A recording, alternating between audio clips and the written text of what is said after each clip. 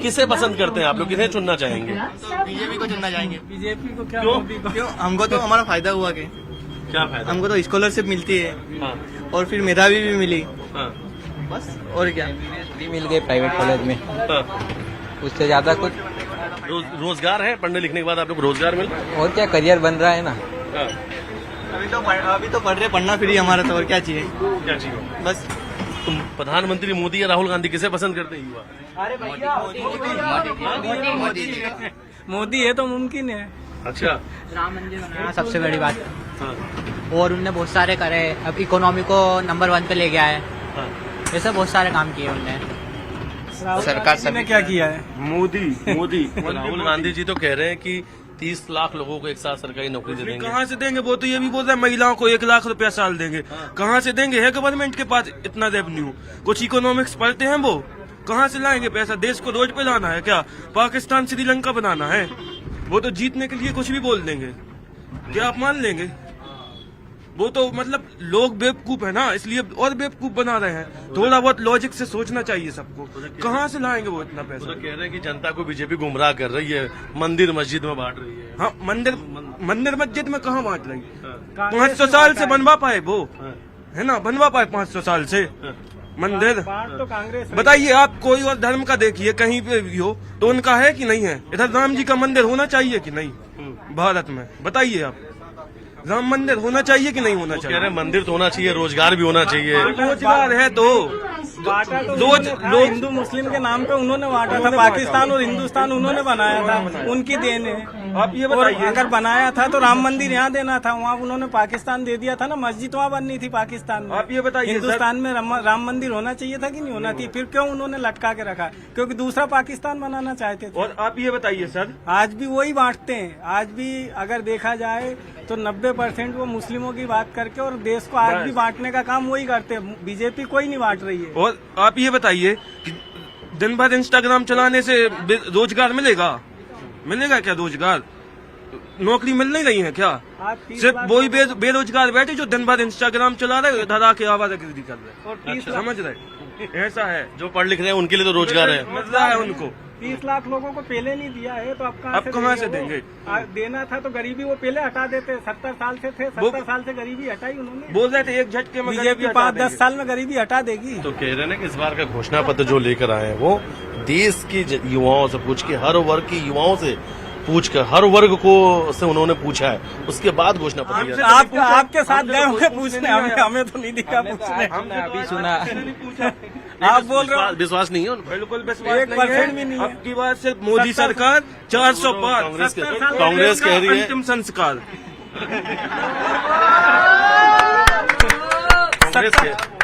कांग्रेस तो ये कह रही है कि वो इसलिए चाहते हैं बहुमत की आरक्षण खत्म कर दे, संविधान बदलना चाहते हैं। किसने दिया? कर्नाटक में ओबीसी का आरक्षण मुस्लिमों को किसने दिया? कांग्रेस ने।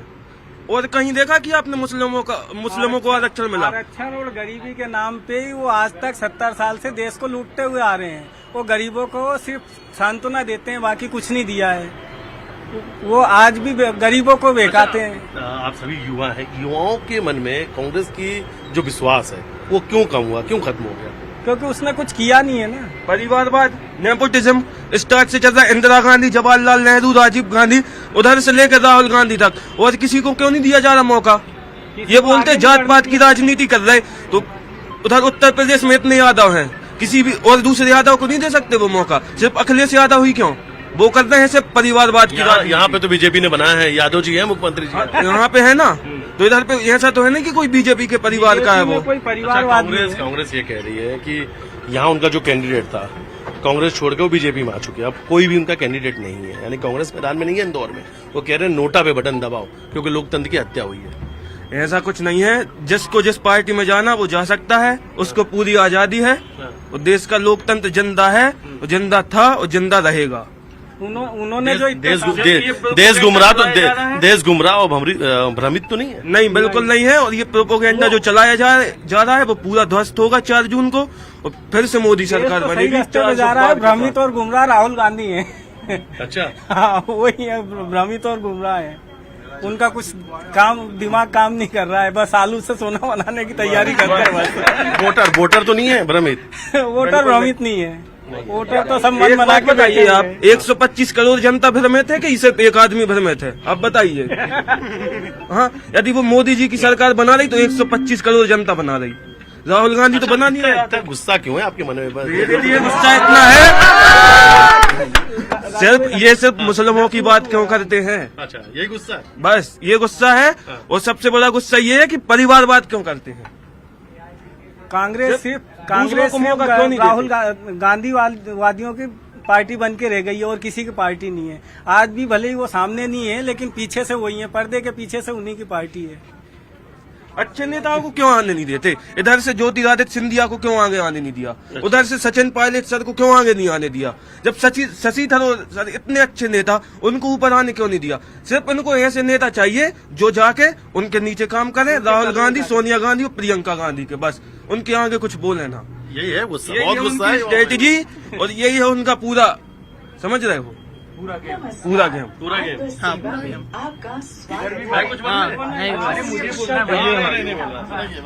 मैं सिंपल ये कहना चाह रहा हूँ कि सोसाइटी में एक बैलेंस होना चाहिए। ठीक है, ठीक है। बैलेंस इन द सेंस कि अगर आपको लग रहा है कि कोई आसपास आपके सांसद को चुनिए पहले, प्रधानमंत्री को बाद में। संविधान बचाने की ये बातें कर रहे थे अभी। संविधान ये कहता है कि पहले आपका जो सांसद है उसे चुनिए, ना कि डायरेक्ट मोदी जी को वोट तो सांसद को देना है ना, बिल्कुल सही है। जो आपकी सेवा करेगा 5 साल। तो आपके आसपास देखिए कोई अच्छा नेता है, चाहे वो कांग्रेस का हो, बीजेपी का हो, निर्दलीय हो, उसको वोट दो, जो आपके सुख दुख में साथ दे। ठीक है। और अगर आप किसी एक पर्टिकुलर पार्टी को फेवर करोगे, यानी कि पार्षद भी उसका, विधायक भी उसका, सांसद भी उसका, मंत्री संतरी सब उसके, तो फिर मनमानी करेंगे, तानाशाही होगी फिर। यानी कि बैलेंस को मेंटेन करने के लिए हर जगह एक बैलेंस होना चाहिए। बैलेंस होना चाहिए। ठीक है।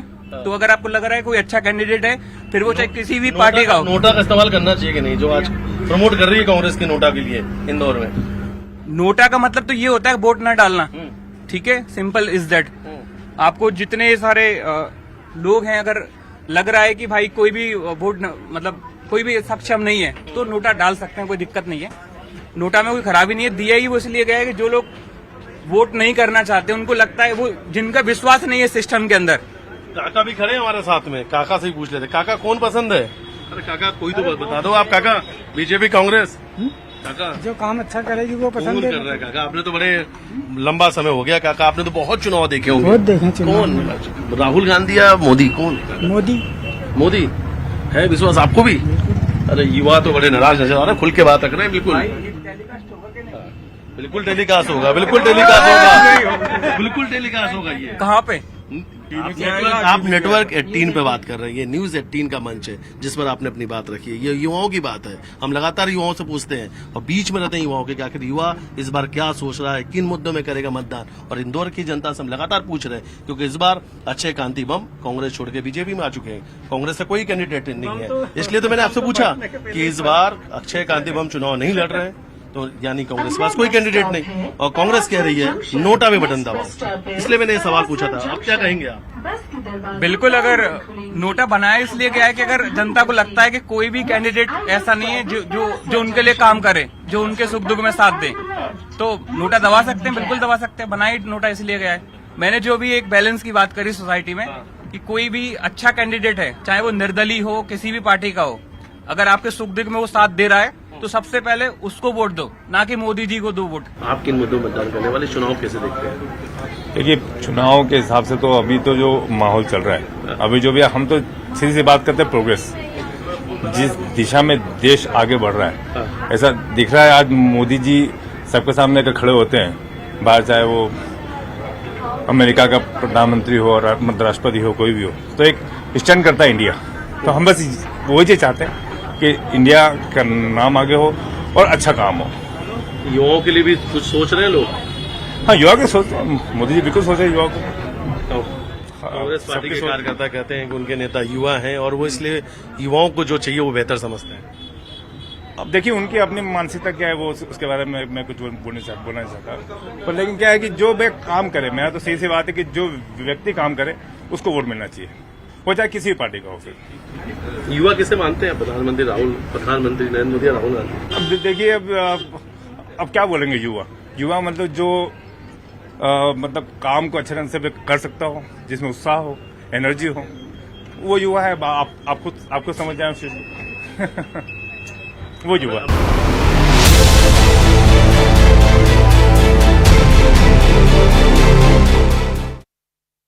किस लीडर को पसंद करते हैं? नरेंद्र मोदी जी।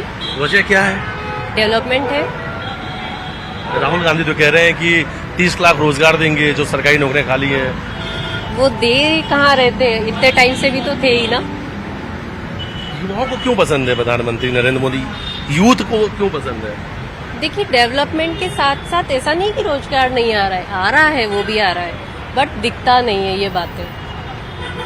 युवाओं को क्या चाहिए होता है जब आप अपना वोट डालने जाते हैं तो क्या कुछ सोचते हैं, क्या सोच कर आप जाते हैं अपना मतदान करने के लिए? ना ओवरऑल एवरीथिंग, मतलब कोई एक फैक्टर डिसाइड नहीं करता है वोटिंग के लिए। बहुत सारे फैक्टर्स होते हैं कि सोसाइटल आपकी टेंडेंसी कैसी आ रही है मार्केट में, और भी काफी चीजें हैं। लग रहा है डेवलपमेंट हो रहा है? हाँ, हो रहा है, मतलब रूरल लेवल तक भी हो रहा है डेवलपमेंट। अगर आप सिर्फ अर्बनाइजेशन ना देखें कि सिटीज में ही दिख रहा है, अगर हम इंटीरियर में भी जाते हैं तो वहाँ पे भी डेवलपमेंट। क्या करती हैं आप? I am a teacher. आप टीचर हैं। तो लग रहा है कि जो प्रधानमंत्री ने गारंटी दी थी, जो वादे किए थे, बीजेपी ने जो वादे किए थे, वो पूरे हुए? बहुत हद तक हुए हैं, मतलब बहुत हद तक किए हैं। जैसे कि अगर अपन होम टाउन्स या विलेज एरिया में जाते हैं तो रोडवेज काफ़ी बेटर हुए हैं, इलेक्ट्रिसिटीज़ काफ़ी बेटर हुई हैं, और काफ़ी चीज़ें हैं, मतलब इंटीरियर लेवल तक टच किया है। वो जो एक कहते हैं ना कि मुख्य धारा में लेकर आए हैं, जो बहुत अंदर तक के लोग हैं, तो वो आए हैं। क्या कहेंगे आप? आपके मन में क्या है? मेरा तो यही मानना है कि जितना कहा जाता है उतना कोई भी नहीं करता है, और एक तरह से देखा जाए तो कमी हर किसी में है, पर हमारे पास ऑप्शन भी नहीं है। जो मतलब कि कुछ भी बेस्ट नहीं है तो हम बेटर ही चूज करेंगे, तो हम मोदी को ही चूज करेंगे। एक सवाल आपसे और ले लेते हैं। इस बार अक्षय कांति बम कांग्रेस से चुनाव लड़ रहे थे, लेकिन अब वो कांग्रेस छोड़ के बीजेपी में आ चुके हैं। कांग्रेस का कोई भी कैंडिडेट इस बार इंदौर में नहीं है, यानी जब मतदान करने जाएंगे तो हाथ का पंजा नजर नहीं आने वाला। तो नोटा के लिए अपील कर रहे हैं, क्या सही मानते हैं आप लोग? वो डिफ्रेंशिएट करता है वोटर पे कि वो नोटा के लिए जाएं या नहीं जाएं, बट हाँ, अगर उन्हें लगता है कि बीजेपी के अकॉर्डिंग उनके कैंडिडेट नहीं है तो फिर हाँ, वो नोटा के लिए जाएंगे, क्योंकि जो कांग्रेस के लिए ही थे टोटली कि हाँ हम कांग्रेस को ही देंगे। अब उनका जो फेस था वो जा रहा है, तो जाहिर सी बात है या तो वो नोटा चूज करेंगे या फिर वो उस कैंडिडेट के साथ जाएंगे। वोटर राम मंदिर, मुस्लिम, हिंदू, इन सब में कंफ्यूज तो नहीं है कहीं? नहीं, ऐसा कुछ नहीं है, वो तो लहर आपको दिख ही रही है। लहर दिख रही है। कहते हैं ना राहुल गांधी की जो यूथ है वो गुमराह हो चुका है। नहीं, ऐसा नहीं है, यूथ के पास दिमाग है। आप इंदौर से? हाँ, काफी टाइम से मैं हूँ। डेवलपमेंट है इंदौर में? बिल्कुल है, हम देख रहे हैं मेट्रोज आ रही हैं, और भी कई बड़ी मतलब बड़े मॉल्स और अपनी कंपनीज भी हैं, डेवलप हो रही हैं। तो हाँ, एक इंदौर काफी अच्छा हब बन के निकल रहा है पिछले कुछ सालों में। अब तो आईटी भी है, मेट्रो भी है। एक्चुअली मैं इंदौर से नहीं हूँ तो मुझे इतना नॉलेज नहीं है इंदौर का। मैं दिल्ली से हूँ, तो अभी मुझे इतना पता नहीं है इंदौर के बारे में। मैं अभी इंदौर आई हूँ। क्लीन कितना है इंदौर? आप दिल्ली से इंदौर आई? क्लीन तो है इंदौर, मतलब कि वहाँ के मुकाबले बहुत ज्यादा क्लीन है इंदौर, ये तो मैं कहना चाहूँगी। वो तो 7 टाइम्स फिर आ गया है। आपकी अब तो बीजेपी कह रही है 400 पार, लग रहा है संभव? आपकी बात इसके बारे में मैं कुछ नहीं बोलूंगी, बट हाँ, अगर है दिखेगा तो बिल्कुल आएगी। अच्छा, एक आखिरी सवाल। मोदी जी जब से आए तब से लग रहा है कि भारत की नई पहचान बन चुकी है। इंटरनेशनल लेवल पे भी बन रही है, बिल्कुल बन रही है, और नेशनल में तो है ही सही, सब उनको लाइक कर रहे हैं, बट इंटरनेशनली भी हम काफी अच्छा प्रेजेंट कर रहे हैं अपने आप को, तो वो तो है। बहुत कुछ उम्मीद है प्रधानमंत्री से? है, ऑलरेडी है वो तो, और काफी कुछ, मतलब हमने जो एक्सपेक्ट नहीं किया था वो उन्होंने करके दिखा दिया है। 370 है आपके सामने राम मंदिर। गांधी जी भी तो भरोसा दिला रहे हैं युवाओं को कि भरोसा करके देखो। अब इसके बारे में आपसे क्या कहूँ? हंसी में डाल दिया आपने इस पूरे जवाब को। ये इंदौर की जनता जिन्होंने न्यूज 18 के मंच पर रखी अपनी बात, किन मुद्दों में वो करने वाले हैं अपना मतदान। वीडियो जर्नलिस्ट डगलस साथ मिथिलेश गुप्ता, न्यूज 18 इंदौर।